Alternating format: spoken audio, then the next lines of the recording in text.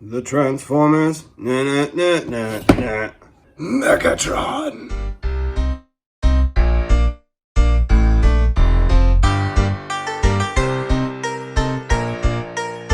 So I know this has been somewhat of a contentious release, old G2 Megatron.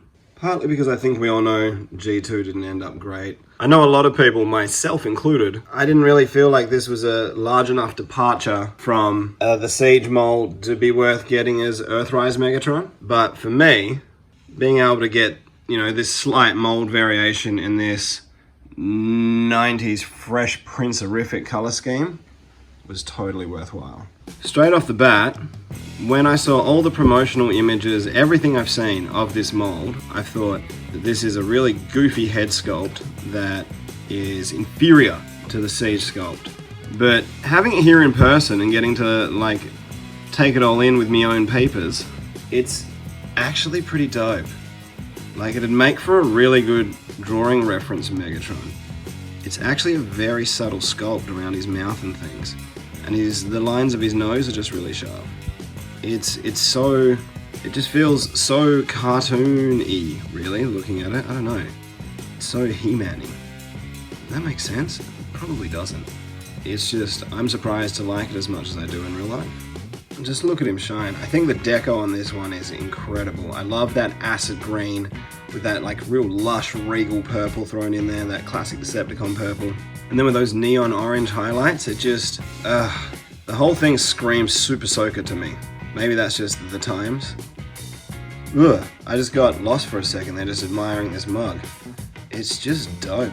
That subtle purple underneath, it really just sets his eyes back. He does of course come with all the same accessories that you get with the Earthrise release. I gotta say, this chunk is one of the dumbest things I've ever seen. I hate it so much. Like, it's just, why, it's kibble, right? Just make that fold up on his back so you get that classic barrel and just, I don't know, think around it. I mean, admittedly, this does have incredibly clean lines and like, you know, backpack that just seems cool rather than intrusive. But I don't know if it's worth it to have to deal with this hunk of nothingness. I'm back, Optimus Prime, with a new in-your-face attitude for a max generation. Now, I gotta say, I know I can be a little ham-fisted, but the QC on this release doesn't feel quite as good as your regular Megatron. I mean, I do like it when it, you know, you can pull an arm off or something for effect, diorama purposes, but yeah, too much twisty and that arm just comes right on out. Oh, it's done it again. Is that something anyone else has experienced? I don't feel like I've read about it. Also, you know, this wrist rocket is pretty loose. So anytime you knock it, or even if you know, give him a wiggle, it's gonna dip. Oh, but once you strike a pose, God, is it worth it. Turn around, bright eyes. Every now and then I fall apart, and I need you now tonight, and I need you more than ever. Oh man, look at them. It's like the Netflix Megatron is the Megatron I've always wanted, like forever. Like, it's the dream Megatron figure. But then this G2 Earthrise repaint is the Megatron I never quite knew I needed. Alright, let's take a minute and suss out what parts are actually different between these two mighty Megatroni. So, obviously, torso's different. The arms, to me, kibble aside, look to be exactly the same. Head's different He-Man pants, and different shins. So a lot of the cosmetic stuff is quite different, actually. So pretty much anything that's going to end up on the outside in tank mode is different. It really is a shame that you can't mount this somewhere on your shoulder. Like, would it have really been too difficult to put like a raised 5mm port there? So at least you could, you know, stick it on his shoulder somehow. It would really seal the deal for me. You could get some proper shoulder cannon action. I have seen with this stupid thing, some people pop off this bottom bit of junk, and then you can kind of get like a little bit of over the shoulder barrel action, which it does lean forward, but you know, no one's getting shot with that. It doesn't even look very good because of how far this sticks out the back. Come on now. Anyway, even if this hunk of junk had to mount up here somewhere, right, and if you could tuck away the sword, that would have been pretty cool too. I guess if you really wanted, you can do like a staff kind of thing with it, but I don't know that that's that great, really. Right, whilst it's not like a perfect update or anything, it is fun. It's fun that it exists. What a fun time thing to do. While we've got him here for another comparison, let's go ahead and get in G2 Laser Prime, or whatever the hell he's called. This isn't an OG one, this is when they did that reissue, and I was lucky enough to get one. God, I love this figure. It really, to me, was so far ahead of its time in terms of like articulation and stuff for a G1 toy. Not to mention when you factor in all the light up stuff that he did and all the electronics in there, and he still had that level of articulation. He truly was a bot ahead of his time. Not to mention that light piping, right? Optimus is probably a little bit big for them to display properly together, but you can still get some cool like fight night stuff going. Create a little G2 flavor. It's definitely a better size match than, you know, what was the original disparity with the G2 leaders. I just wish there was some way to beef him up a little bit. I wonder if anyone will do any kind of third-party add-on kits, or I don't know. I just wish there was some way to weaponize him. Oof. Now this is Megatron to the max with 3 X's. Max, max, max. Face me now, Prime.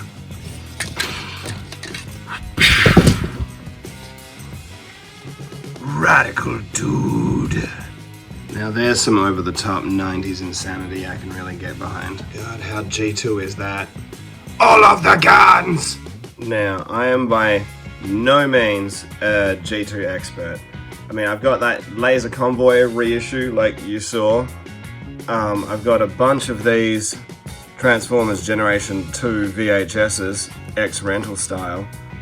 $2 weekly. What a bargain. To anyone thinking, I didn't know there was a G1 cartoon. There isn't. It's just G1 with the power of the Cybernet Space Cube. And now, through the magic of the Cybernet Space Cube, the computer-enhanced stories of the Transformers. Transformers Generation 2. I've got a bunch of these. I've got issue 1 of the Generation 2 comic from Marvel, which has the first appearance of, you know, G2 Megatron. But I do also have one other key piece of G2 paraphernalia, and that is the big bad tank man himself, OG G2 Megatron. God, it really couldn't be any more 90s, could it? I love that it's Megatron, but then he's still got, you know, decals like that. Which, big stick, that's a pretty nice nod. I don't know if, you know, someone did that to Megatron or he chose that for himself, but I assume that's in reference to the Roosevelt quote, what is it, like walk quietly and carry a big stick, which was, you know, his response to like international diplomacy. It's almost like his paint scheme was done by the Ninja Turtles, right? Eat this, Autobots. Heads up, Flatfoot. Right, with that said, let's go ahead and transform this funky Col Medina. So, get this piece of scrap off, straighten him all out, makes it that little bit easier. Flip the gun, step 1, come around the back, get this whole assembly, and we'll get it to flip forward. Like so. Flip those arms back with that cannon, peg it in both sides.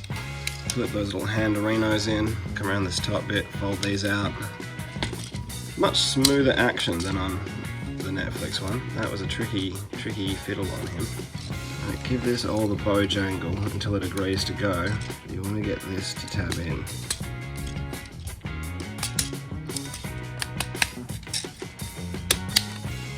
Alright, so now we've got this head dropping action Megatron going on. Little gag for the turtle fans out there.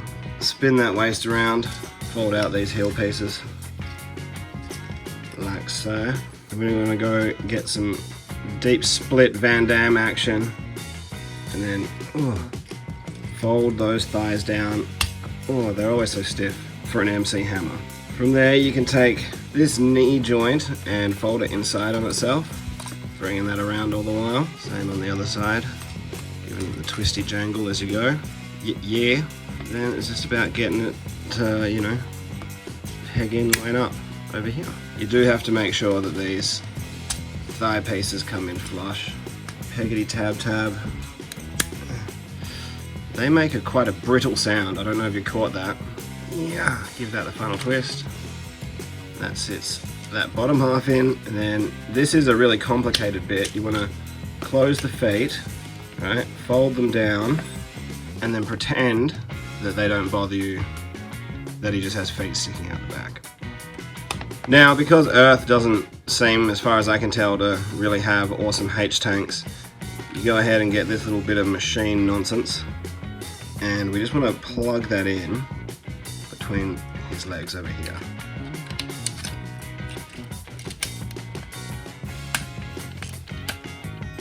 If you just believe. Whew. There we go. There's that piece nice and struggled in. Wunderbar.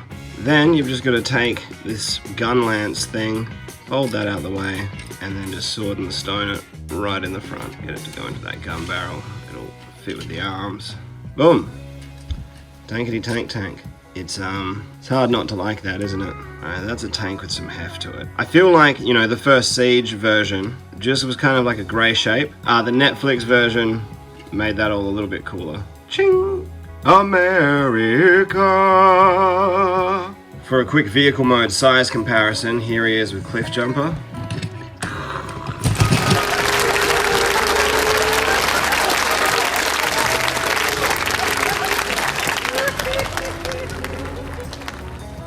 One thing I sort of didn't expect is, like, when you compare this mold to the H-Tank Megatron, because this one has much cleaner lines and more filled in spaces, the Earthrise mold actually feels like a much heftier tank. And for a final vehicle comparison, here he is with the OG Mac Daddy himself.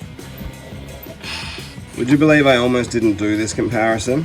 There was a lot of trepidation about transforming this G2 Megatron into his vehicle mode. There were some squeaky sounds, like there's some dust built up. With a bit of like an overhaul, I'm sure it'll be fine. But this is where the similarities and the homage really comes into its own.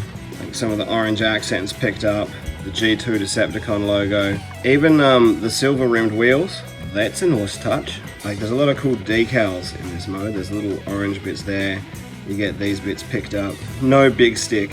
I think, right, if I'm not normally like a repro labels third-party decal kind of guy, but if a sticker set exists to get this a little bit closer to this, I think I'd have to pick it up, eh?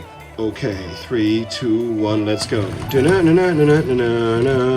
Look, if you're like me and are fortunate enough to be able to pick up multiple Megatrons, this Megatron's a really fun addition. Like, I have no regrets about picking up this 90s bad boy.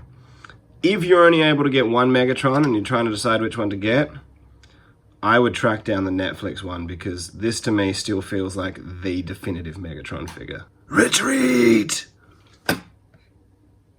With attitude.